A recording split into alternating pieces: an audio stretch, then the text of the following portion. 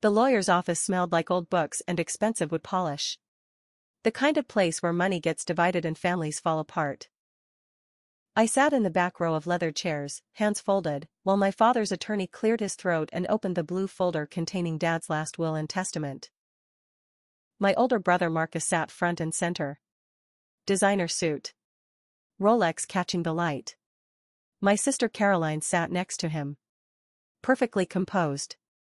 And my stepmother Linda sat where my actual mother should have been, dabbing her eyes with a tissue that hadn't touched a single tear. The attorney began reading. To my son Marcus, I leave the family business, Whitmore Manufacturing, including all assets, intellectual property, and associated real estate. Marcus nodded. Expected. To my daughter Caroline, I leave the Portland property portfolio, comprising 8 residential rental units, fully managed and income-producing. Caroline smiled. Also expected. To my beloved wife Linda, I leave the family home, the vacation property in Scottsdale, and a lifetime annuity of $15,000 per month. Linda dabbed again. Still dry. Then the attorney paused. Looked at me. To my youngest daughter Emma, I leave my personal effects and the sum of $10,000.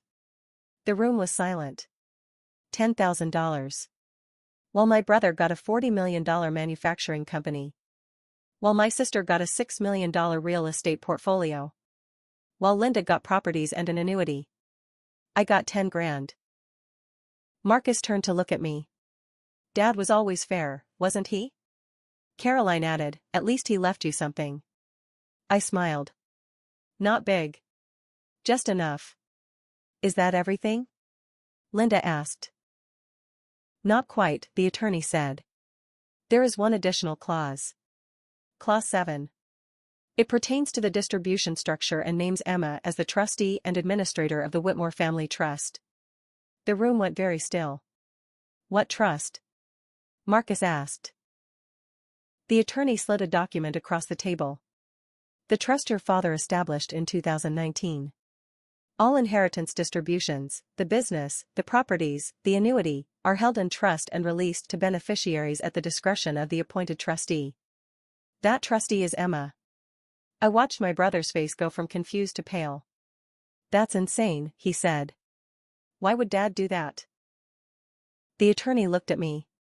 I nodded. Because, I said quietly, Dad knew exactly who actually cared about him at the end. Hey Tangled Yarns family, it's Brett. And if you're new here, welcome to the most satisfying family will reading I have ever covered. Today's story is about Emma Whitmore, who spent 5 years caring for her dying father while her siblings were too busy and her stepmother was too busy redecorating. And when that father's will was read and Emma was publicly given almost nothing, her brother and sister thought they'd won. Until the attorney read Clause 7. The clause that made Emma the gatekeeper to every single dollar they thought they just inherited. Let's untangle this. Emma Whitmore was the youngest of 3 children. 12 years younger than Marcus. 9 years younger than Caroline. By the time Emma was in high school, Marcus was already working at their father's manufacturing company. Caroline was in law school. Both were ambitious. Both were distant. When Emma's mother died of cancer in 2016, Emma was 24. She'd just finished her master's in social work. Was making $43,000 a year. Her father, Robert Whitmore, was devastated. Marcus and Caroline came to the funeral. Stayed 2 days. Went back to their lives. Emma stayed. Helped her father sort through belongings. Sat with him during the hard nights. Called him every day. In 2017, Robert met Linda. She was 48. He was 67. They married 6 months later. Emma tried to be supportive. But within a year, things changed. Linda started redecorating. Erasing every trace of Emma's mother. New furniture. New paint. New everything. She started planning elaborate vacations. Started spending. And she started creating distance between Robert and his children. Slowly. Subtly. Marcus and Caroline didn't notice. They called once a month. Visited twice a year. But Emma noticed. In 2019, Robert was diagnosed with early-stage Parkinson's. Linda's response was to hire a daytime nurse and book a month-long trip to Europe. Emma's response was to start coming over twice a week, helping with medications, driving him to appointments. By 2020, Robert's condition had worsened. Linda hired more staff but was rarely home. Always at the spa. At lunch with friends. Marcus and Caroline called occasionally. But they were busy. Emma rearranged her work schedule. Started working part-time so she could be with her father more. She was there for the bad days. The falls. The confusion. And during those long afternoons, Robert talked about his regrets. About wishing he'd spent more time with his kids. About feeling like Marcus and Caroline had inherited his drive but not his heart. About being grateful that Emma had inherited her mother's compassion. In early 2021, Robert called Emma over for a private conversation. "I'm updating my will," he said. "And I want to talk to you about something." He explained that he'd set up a trust. Marcus would get the business.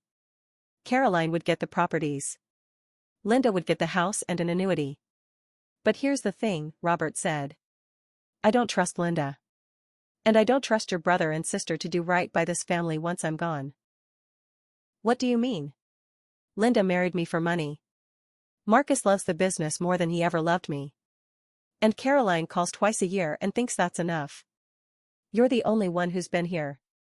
Really here. So I'm putting you in charge. The trust. I'm naming you as trustee.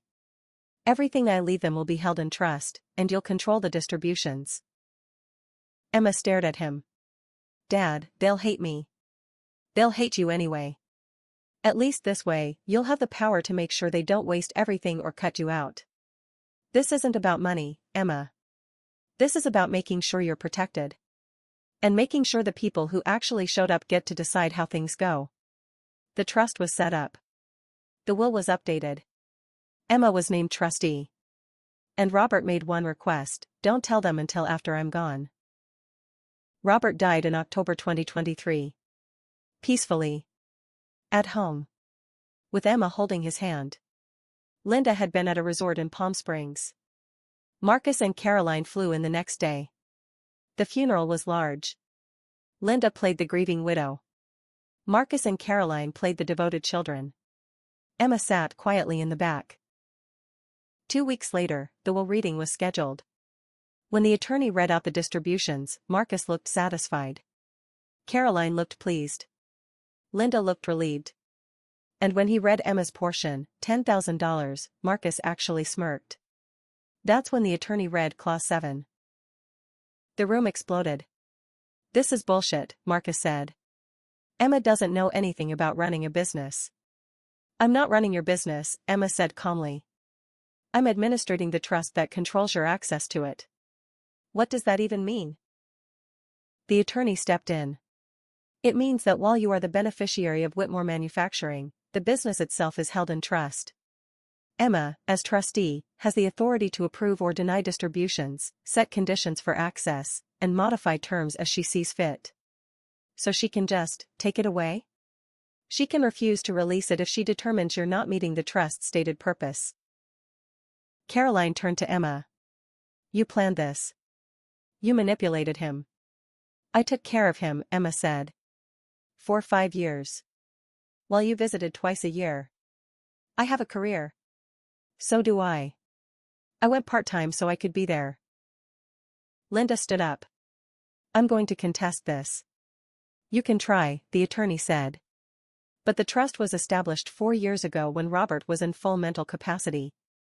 It's been reviewed by 3 separate legal teams. It's airtight." "What do you want?" Marcus asked Emma. "I don't want anything.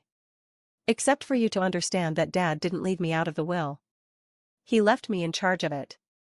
She stood up. "The trust terms are simple.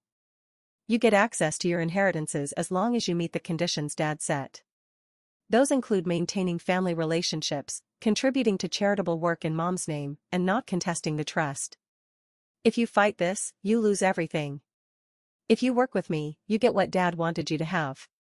I'll send the full trust documents to your attorneys. You have 30 days to decide. She walked out. For 3 weeks, Emma heard nothing.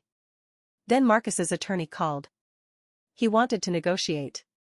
Marcus wanted full control of the business immediately. No trustee oversight. Emma's response, no. The trust stays in place for 10 years. After that, if Marcus has run the company responsibly and maintained the family charitable foundation, he can petition for full transfer. Until then, I approve major decisions. Marcus agreed. Caroline tried a different approach. She called Emma directly.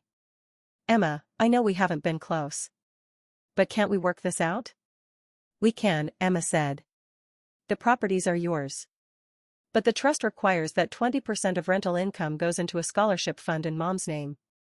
And you have to visit the family grave site twice a year. That's manipulative. That's what Dad wanted. He's been dead 2 months and you haven't visited once. Caroline hung up. But 3 days later, her attorney sent compliance documents. Linda was the hardest. She hired a litigation firm. Threatened to contest. Emma's attorney sent her a letter outlining exactly how expensive and futile that fight would be. Linda dropped it. But she didn't get her annuity until she agreed to move out of the family home.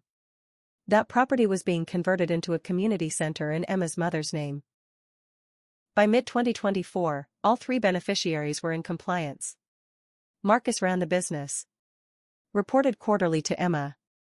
Funded the charitable foundation. Caroline managed the properties. Contributed the scholarship funds. Showed up to family events. Linda lived off her annuity. Stayed out of Emma's way. And Emma? She went back to full-time work. Used her $10,000 inheritance to fund the first year of the scholarship program. She didn't take a trustee fee. Didn't ask for anything. But every decision her siblings wanted to make came through her.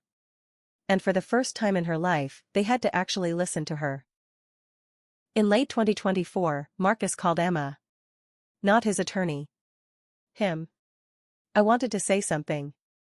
About Dad. About the trust. I didn't get it at first. Why he did this. But I get it now.